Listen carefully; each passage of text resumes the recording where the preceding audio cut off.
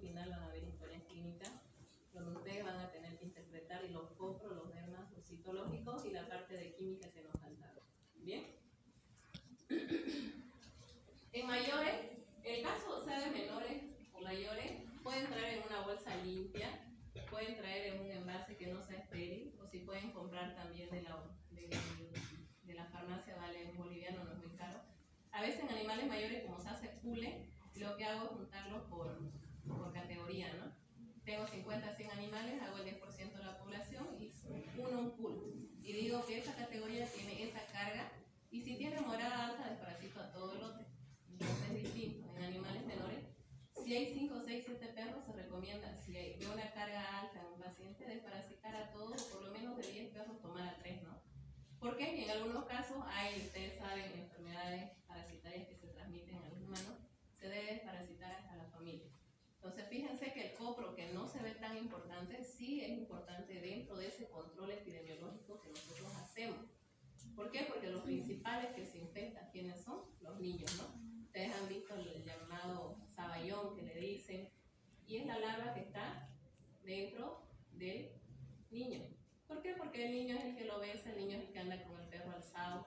Entonces fíjense cómo, o el niño es el que va al parque, y se ha hecho estudios que en los parques son los lugares más contaminados. ¿Por qué? Porque todavía no tenemos esa cultura de poder alzar la materia fecal y botarla al basurero, ¿no? Donde el perro defeca lo dejamos ahí.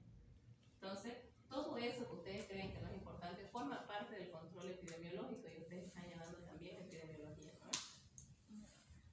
10 a 15 gramos más o menos serían 2 a 3 cucharadas, fíjense, esto ya hablamos de la cuchara sopera, un poco más grande.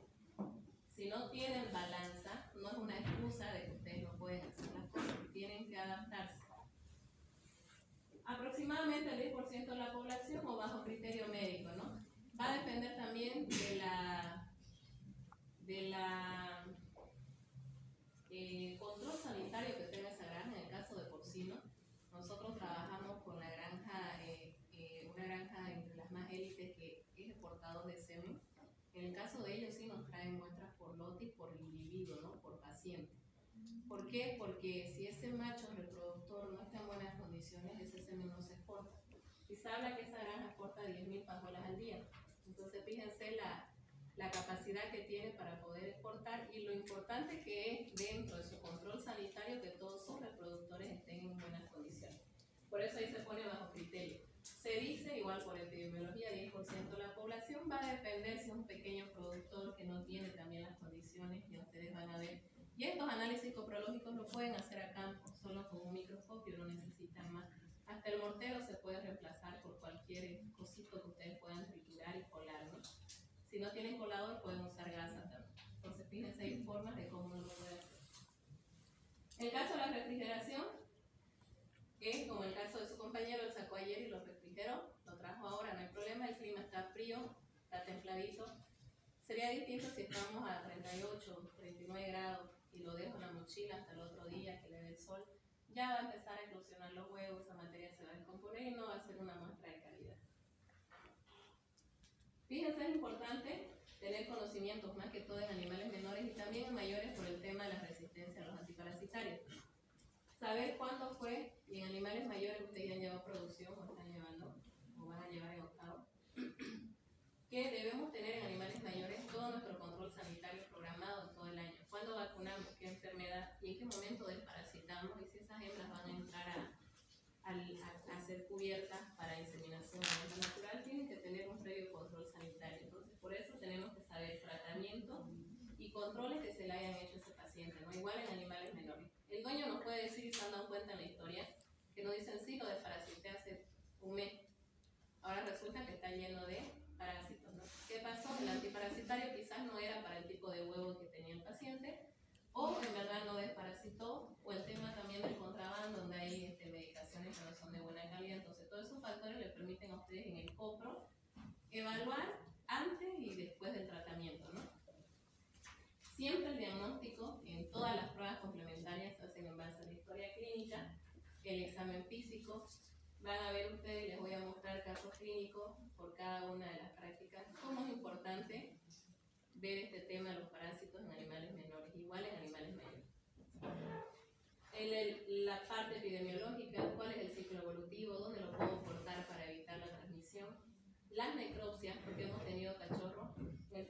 animales menores es bien complejo porque si tienen una carga alta tienen que saber cómo van a desparasitar. Los parásitos se mueren adentro, forman un ovillo, el animal no puede defecar y se muere.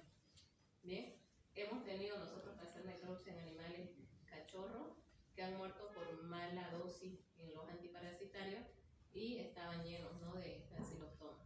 Por eso la necropsia nos ayuda también a nosotros a determinar la causa.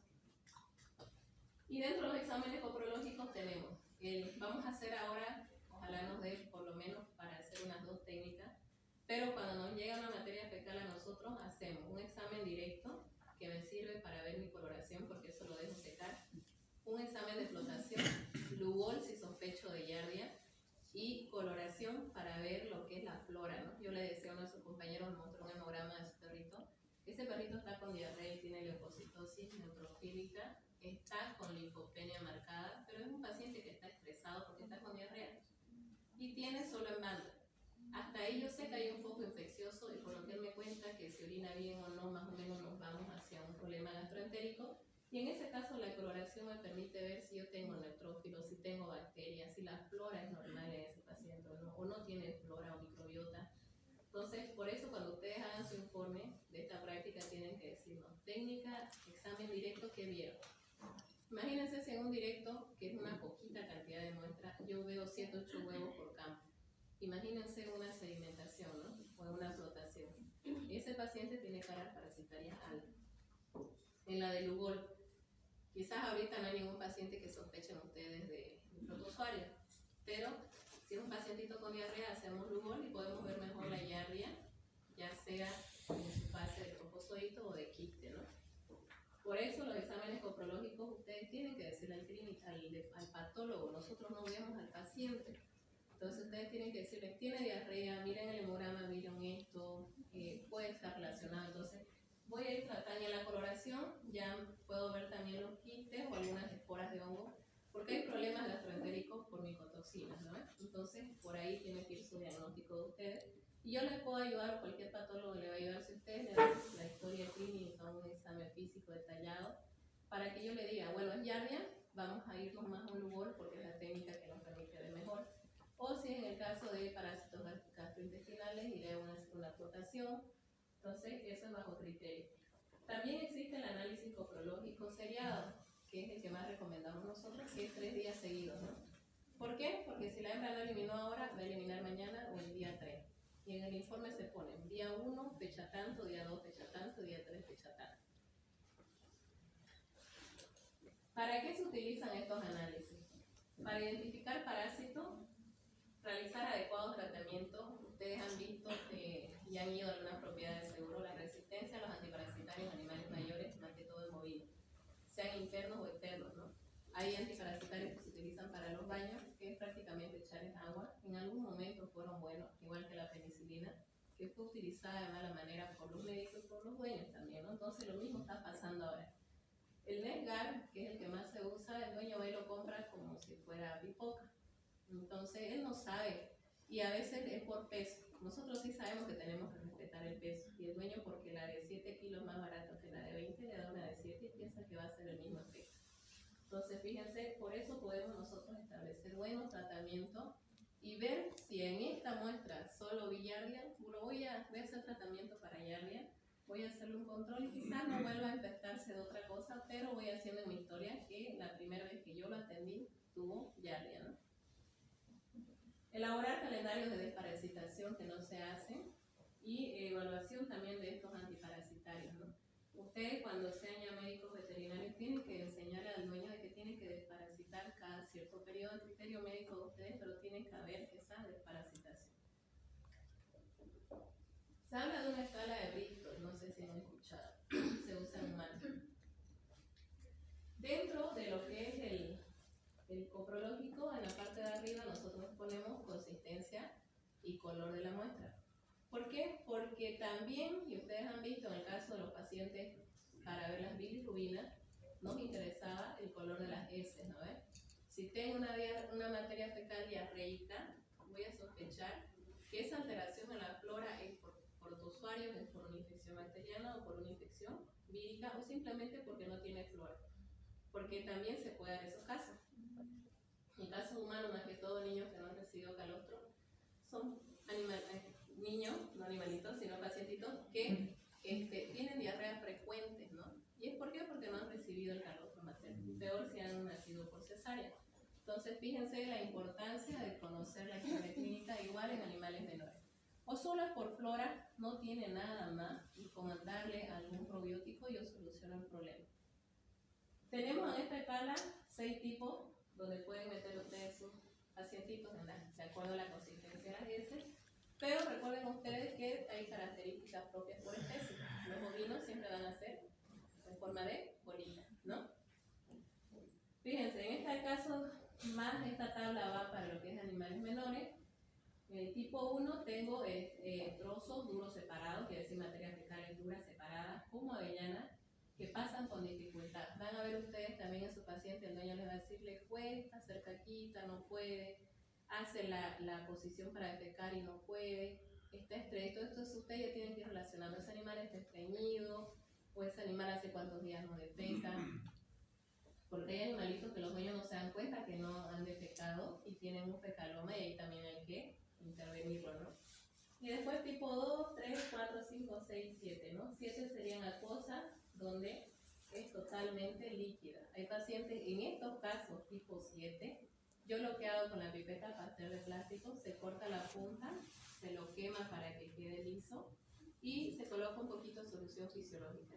Coloco directo en el ano y voy a hacer como de aspirar, ¿no? De meter la solución fisiológica y suelto y que me arrastre toda la materia y quede en mi pipeta. ¿Por qué? Porque no le voy a decir al dueño, sabrá usted cuando haga diarrea esté con el envase ahí hasta que él haga. No, porque a veces usan pañal, los perritos están con diarrea, no puedo decirle al dueño que haga algo que ni yo lo haría, ¿no? ¿Por qué? Porque no se puede. En ese caso, ahí sí vamos y colectamos nosotros la muestra. Color y consistencia de las heces ya lo hemos visto. También les puede dar pauta a ustedes de qué. ¿Por qué? Porque es un producto de desecho, al igual que la orina, ¿no? Y nos va diciendo, por su color y su textura, ¿con qué lo asocia, no? Estreñimiento, menos fibra en el caso humano, más fibra, ¿qué pasa? Diarreas importantes o no. Entonces ya va a depender del examen coprológico. Y también les decía yo que hay un copro funcional, ¿no? Una vez descartamos todas estas alteraciones, me voy al copro funcional. ¿Qué nos decía nosotros en el tema de colesterol y triglicéridos cuando evaluábamos páncreas? De que teníamos que ver si había restos de almidón, fibras musculares sin digerir o gotas de grasa en el coprológico. Ya nos vamos enfocando hacia ese diagnóstico, ¿no? Que el que está alterado es el páncreas. ¿Cuáles son las técnicas en animales menores? El primero le decía yo, un examen directo, ¿no? ¿Qué es lo que ustedes necesitan? Portaobjetos, cubreobjetos y unos palitos para que ustedes puedan extender su materia fecal a su paciente y puedan mirar la microscopio. Eso vamos a hacer ahora y vamos a hacer flotación, ¿no? En el caso del examen directo, ¿cuál es la técnica? Fíjense, está haciendo ahí, ella era nuestra auxiliar.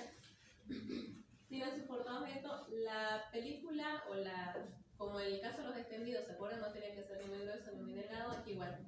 La película que ustedes van a extender de la materia fecal tiene que ser delgada porque si es gruesa van a verlo todo oscuro, los huevos van a estar metidos por ahí y no lo van a ver.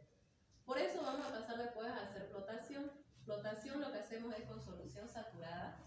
Por su peso la materia fecal queda abajo y los huevos quedan limpios arriba, ¿no? Entonces me permite ver mejor los huevos. Hacer una película delgada y observar al microscopio con objetivo de 10 como si estuvieran contando blanco. ¿Bien? Condensador abajo, eso ya depende de ustedes de la luz que tolere del microscopio. ¿Qué podemos ver nosotros? Fíjense los quistes de Yardia, el examen directo y la coloración. En el caso de los quistes, tienen que tener ustedes mucha práctica para poder identificar este quiste de aquí que ustedes están viendo. Esto lo pueden confundir ustedes con espora de hongo si no tienen experiencia. ¿Bien? En el laboratorio, el doctor que es encargado del doctor Tito, y él tiene mucha experiencia en identificar, así que nosotros a forma de molestarlo le decimos no préstenos sus ojos porque donde no vemos ya él ve. Pero es porque él todo el tiempo, y parte de también cuando uno se equivoca equivoca, ¿no? Él dice uno siempre